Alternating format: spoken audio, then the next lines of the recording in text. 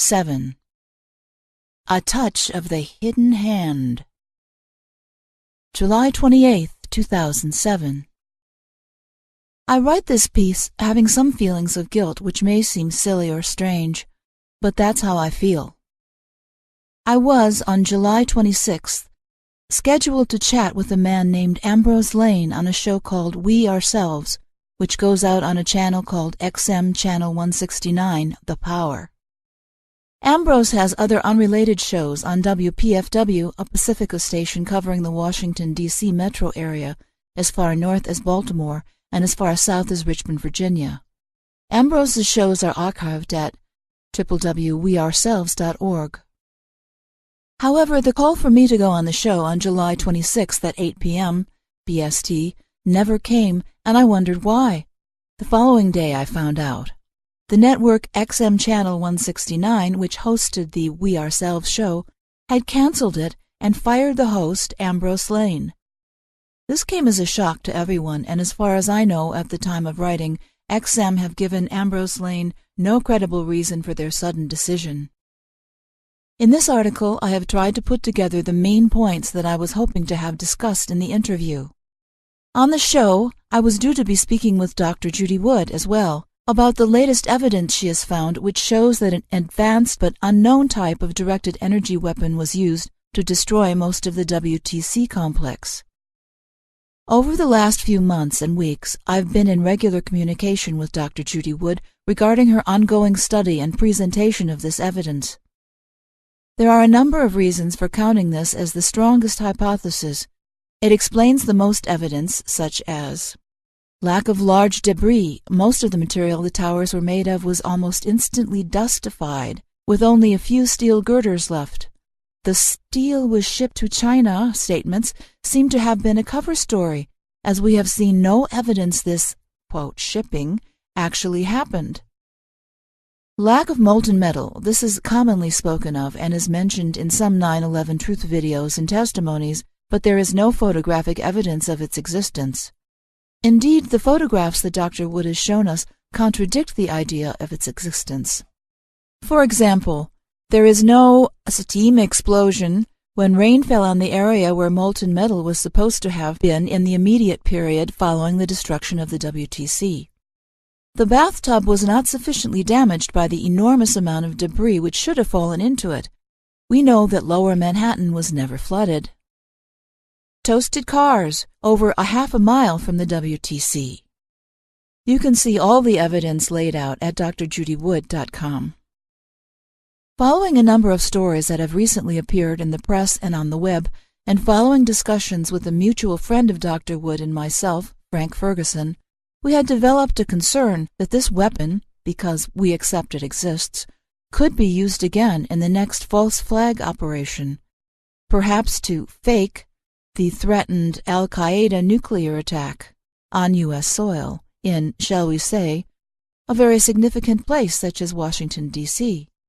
Our concerns were amplified in recent days as we have heard more and more terror talk from the likes of Michael Chertoff saying, "I believe we are entering a period this summer of increased risk. Summertime seems to be appealing to them," he said of al-Qaeda. "We do worry that they are rebuilding their activities." Also, Air Force General Victor Jean Renoir has said that while the terrorism threat within the nation's boundaries has increased in the past year, he added, quote, "I'm concerned that this will happen this summer. I have to be concerned that it could happen any day," unquote. Additionally, on July 19th, Paul Craig Roberts, a former Assistant Secretary of the Treasury under Reagan, was quoted as saying, "The administration figures themselves and prominent Republican propagandas are preparing us for another 9/11 event or series of events," he said. You have to count on the fact that if al-Qaeda is not going to do it, it is going to be orchestrated. Added to these ominous statements, one of the main items we wished to discuss was an article that appeared in the Washington Post on 10th of May 2007 entitled, "Bush Changes Continuity Plan." In this article, it mentions, quote, "the prospect of a nuclear bomb being detonated in Washington without warning, whether smuggled in by terrorists or a foreign government, has been cited by many security analysts as a rising concern since the September 11, 2001 attacks, unquote. Toward the end of the article, it says, White House Homeland Security Council staff Francis Fargo's Townsend is to produce an implementation plan within 90 days. Homeland Security Secretary Michael Chertoff will continue to coordinate operations and activities, the director said. An item of particular interest to me which has received no mainstream and little, if any, alternative media coverage, such as on Infowars.com, is contained in portions of a discussion that took place at the Vancouver 9/11 Truth Conference on June 24, 2007. This bizarre discussion was between Brigham Young University physics professor Stephen E. Jones and Dr. William Deagle. In it, Dr. Deagle stated that 22 U.S. cities have been pre-wired with nukes.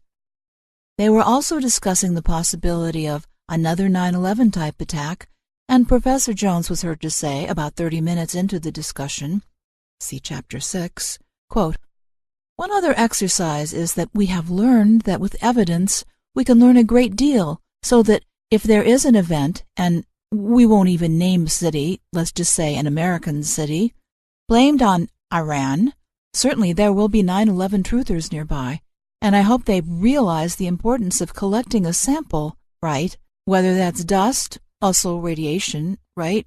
Having a radiation detector handy if you've got one. Whether it's a Geiger. If you send me a sample, I'd be glad to look at it, and I'm sure you would too, Bill. So, if there is such an event, the reason I'm emphasizing this is because it's a bit of a warning. If there are perpetrators thinking about such another 9/11, they better think twice, because 9/11 truthers are out there. We're watching. We will get samples. We know what to do. Evidence-based studies we can do very quickly, and we can put an end to lies on the next 9/11 which I hope we'll avoid, etc. These really are extraordinary statements to come from two supposedly well-qualified scientists. There seems to have been a concerted and probably coordinated effort on the Internet to either attack Dr. Wood herself or divert attention from the data she presents. For example, the new association called Architects and Engineers for 9/11 Truth, or AE911truth.org, has not discussed nor mentioned in any detail Professor Wood's extensive study, even though Professor Wood herself has degrees in engineering subjects. Ancillary to the study of the WTC photographic evidence that Dr. Wood has studied, it has been found that a number of companies that NIST contracted to contribute to the NC Star 1 report have links to directed energy research or products. One example is ARA, or Applied Research Associates, www.ara.com, who produced the plane crash animations. They are also a defense contractor and silver-level founding sponsors of the Directed Energy Professional Society, or DEPS. As a note to this area of study, former Transport Secretary Norman Mineta is frequently quoted as someone who tried to highlight anomalies in the story of VP Cheney's account of what happened with the supposed plane which hit the Pentagon. Mineta stated to Lee Hamilton of the 9/11 Commission that he was in a bunker when Cheney apparently declined to give a shoot-down order for a plane that was about to crash into the Pentagon. Note that, if the events went as Mineta described, the following coming and going from the room wouldn't have time to leave the room and return. If the, quote, plane were actually traveling at 550 miles an hour, 10 miles is covered in about 1 minute. Part of that time would be spent in the dialogue, "Do the orders still stand?" So it would seem unlikely that this fellow would have time to even leave the room and return for the next dialogue. It turns out that Mineta himself was former vice president of Lockheed Martin, one of the world's biggest defense contractors, and also one of the primary contractors in the Airborne Laser Project, which is described as America's first directed energy weapon system. Conclusion.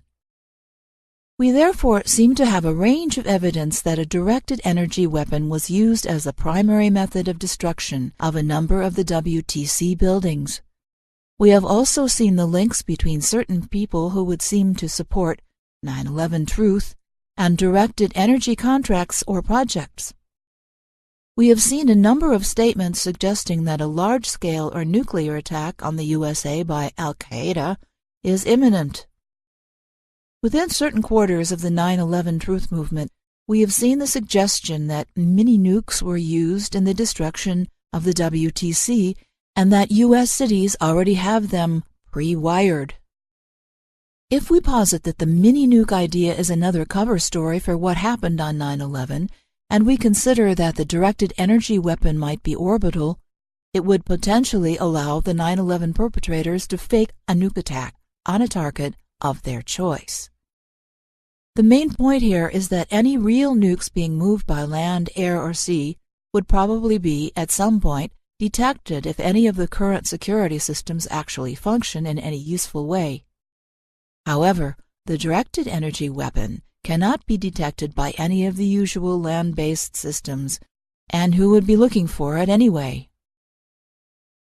If the 9/11 perps have a plan similar to what I have suggested above, then it makes sense that they would try to shut down any discussion of ideas which may uncover it, and they would try to attack or discredit those involved in such a discussion. I am therefore given to wonder, was this the motive behind Ambrose Lane's show being cancelled on the very day on which these issues were due to be discussed? There is, of course, the possibility that part or parts of this conjecture could be entirely wrong. I hope all of it is wrong, actually. Weighed against the possibility that a false flag attack on U.S. soil equaling or exceeding the scale of 9/11 will happen soon, am I, as the author of this article, prepared to be criticized for being unrealistically rash, extremist, or plain silly in my conclusions? You bet your top, middle, and bottom dollar I am. Shows are archived at www.weourselves.org. However, the call for me to go on the show on July 26th at 8 p.m. BST never came, and I wondered why. The following day I found out. The network XM Channel 169, which hosted the We Ourselves show, had canceled it and fired the host, Ambrose Lane. This came as a shock to everyone, and as far as I know at the time of writing, XM have given Ambrose Lane no credible reason for their sudden decision. In this article, I have tried to put together the main points that I was hoping to have discussed in the interview. On the show, I was due to be speaking with Dr. Judy Wood as well, about the latest evidence she has found which shows that an advanced but unknown type of directed energy weapon was used to destroy most of the WTC complex. Over the last few months and weeks, I've been in regular communication with Dr. Judy Wood regarding her ongoing study and presentation of this evidence.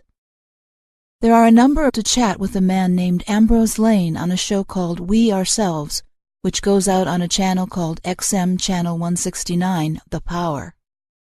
Ambrose has other unrelated shows on WPFW, a Pacifica station covering the Washington, D.C. metro area, as far north as Baltimore and as far south as Richmond, Virginia.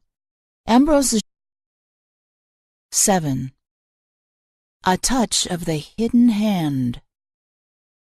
July 28, 2007. I write this piece having some feelings of guilt which may seem silly or strange, but that's how I feel. I was, on July 26th, scheduled